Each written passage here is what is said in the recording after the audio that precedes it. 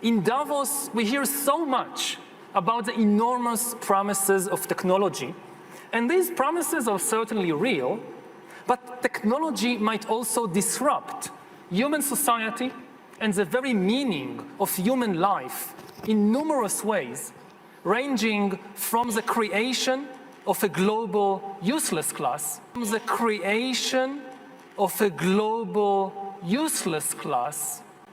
to the rise of data colonialism and of digital dictatorships. First, we might face upheavals on the social and economic level. Automation will soon eliminate millions upon millions of jobs, and it's much worse to be irrelevant than to be exploited. Those who fail in the struggle against irrelevance would constitute a new useless class.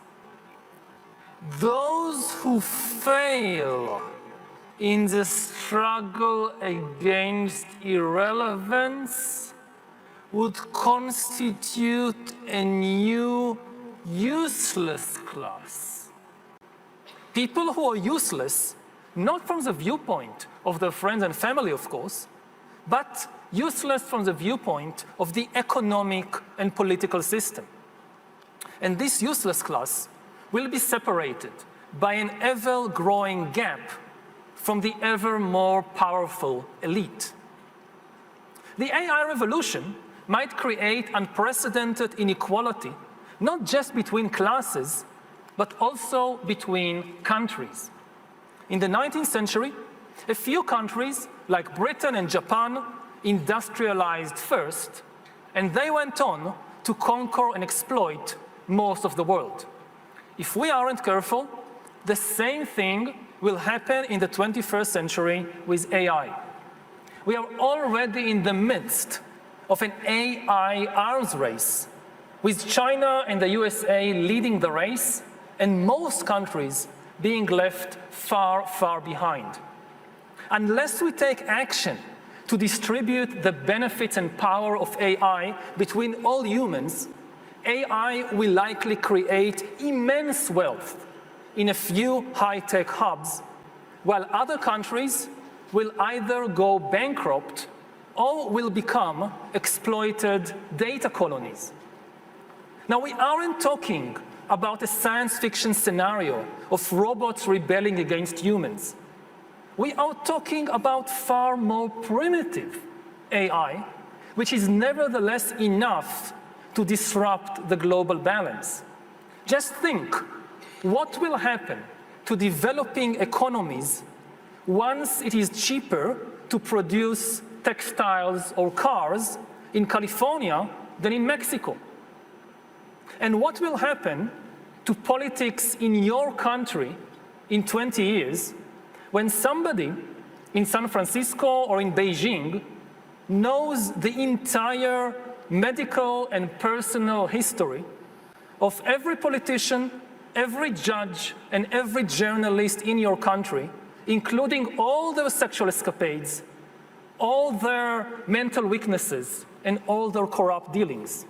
Of every politician, every judge, and every journalist in your country, including all their sexual escapades, all their mental weaknesses, and all their corrupt dealings. Will it still be an independent country, or will it become a data colony? When you have enough data, you don't need to send soldiers in order to control a country. Alongside inequality, the other major danger we face is the rise of digital dictatorships that will monitor everyone all the time. This danger can be stated in the form of a simple equation, which I think might be the defining equation of life in the 21st century. B times C times D equals R, which means biological knowledge multiplied by computing power multiplied by data equals the ability to hack humans, R. If you know enough biology and you have enough computing power and data, you can hack my body and my brain and my life, and you can understand me better than I understand myself. You can know my personality type, my political views, my sexual preferences, my mental weaknesses, my deepest fears and hopes. You know more about me than I know about myself. And you can do that not just to me, but to everyone.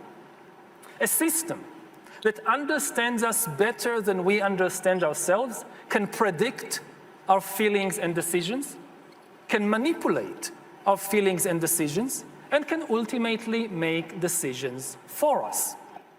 Now, in the past, many tyrants and governments wanted to do it, but nobody understood biology well enough, and nobody had enough computing power and data to hack millions of people, to hack millions of people. Neither the Gestapo nor the KGB could do it. But soon, at least some corporations and governments will be able to systematically hack all the people. We humans should get used to the idea that we are no longer mysterious souls. We are now hackable animals. That's what we are. The power to hack human beings can, of course, be used for good purposes, like providing much better healthcare. But if this power falls into the hands of a 21st century Stalin, the result will be the worst totalitarian regime in human history, and we already have a number of applicants for the job of 21st century Stalin. Just imagine North Korea in 20 years, when everybody has to wear a biometric bracelet which constantly monitors your blood pressure, your heart rate, your brain activity, 24 hours a day. You listen to a speech on the radio by the great leader, and they know what you actually feel. You can clap your hands and smile, but if you're angry, they know you'll be in the gulag tomorrow morning. And if we allow the emergence of such total surveillance regimes, don't think that the rich and powerful in places like Davos will be safe. Just ask Jeff Bezos. In Stalin's USSR, the state monitored members of the communist elite more than anyone else. The same will be true of future total surveillance regimes. The higher you are in the hierarchy, the more closely you will be watched. Do you want your CEO or your president to know what you really think about them? So it's in the interest of all humans, including the elites, to prevent the rise of such digital dictatorships. And in the meantime, if you get a suspicious WhatsApp message from some prince, don't open it.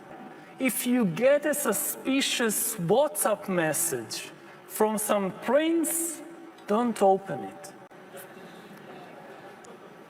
Now, even if we indeed prevent the establishment of digital dictatorships, the ability to hack humans might still undermine the very meaning of human freedom.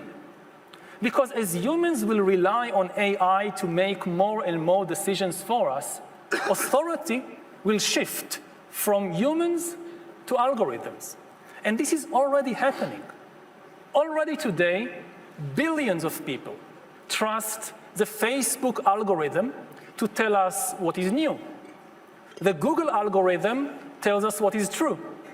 Netflix tells us what to watch, and the Amazon and Alibaba algorithms tell us what to buy. In the not so distant future, similar algorithms might tell us where to work and whom to marry, and also decide whether to hire us for a job, whether to give us a loan, and whether the central bank should raise the interest rate. And if you ask why you were not given a loan, or why the bank didn't raise the interest rate, the answer will always be the same.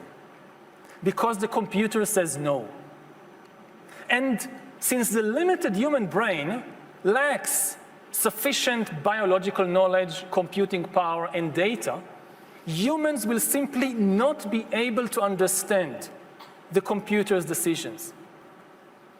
The twin revolutions of infotech and biotech are now giving politicians and business people the means to create heaven or hell, but the philosophers are having trouble conceptualizing what the new heaven and the new hell will look like.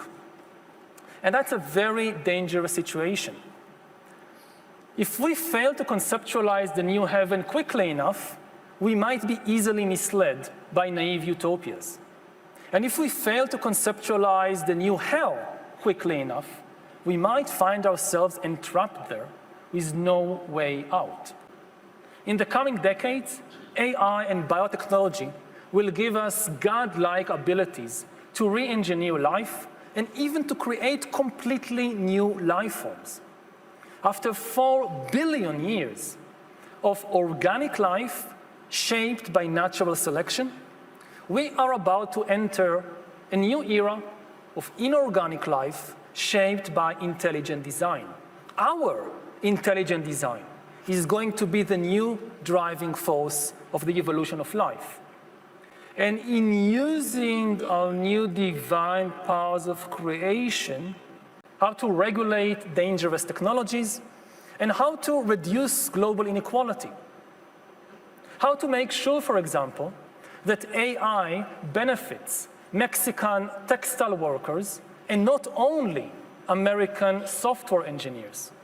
We have built the rule-based liberal global order instead of doing everything we can to strengthen the fragile global order. Of course, even if we disappear, it will not be the end of the world. Something will survive us. Perhaps the rats will eventually take over and rebuild civilization.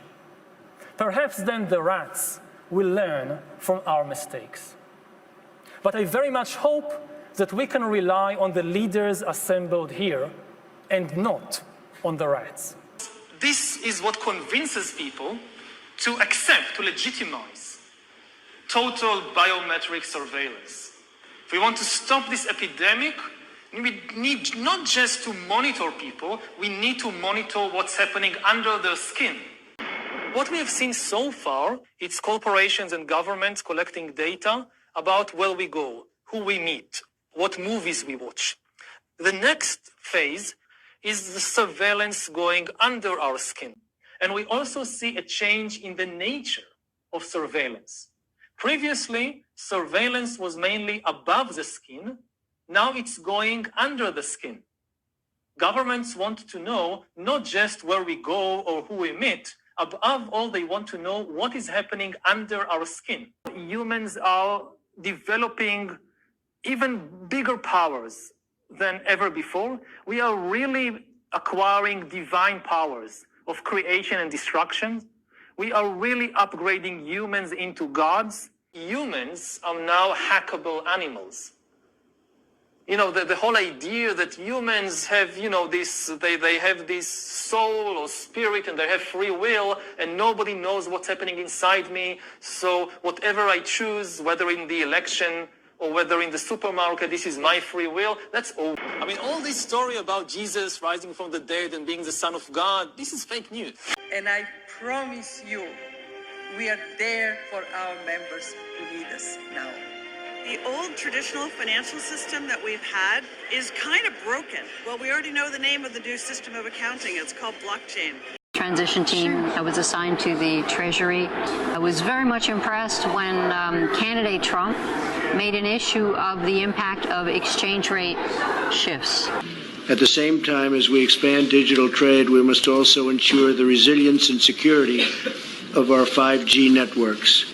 Further, the United States opposes data localization and policies which have been used to restrict digital trade flows and violate privacy and intellectual property protections. Particularly currency manipulation, which is a very deliberate effort to gain an advantage by changing the value of your currency relative to your rival or your competitor's currency in the international marketplace.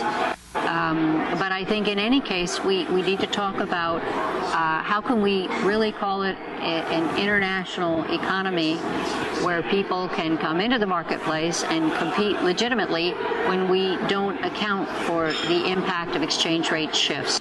The United States seeks a future of digital trade that empowers all of our people. We look forward to working with other G20 members to advance an open, fair, and market-based digital economy that provides for the free flow of data and brings new prosperity to all of our nation. And under a gold standard, you did have that stability, and I think that's what's missing. And so I like the idea of a gold standard. I mean, it could be used in a very cryptocurrency way.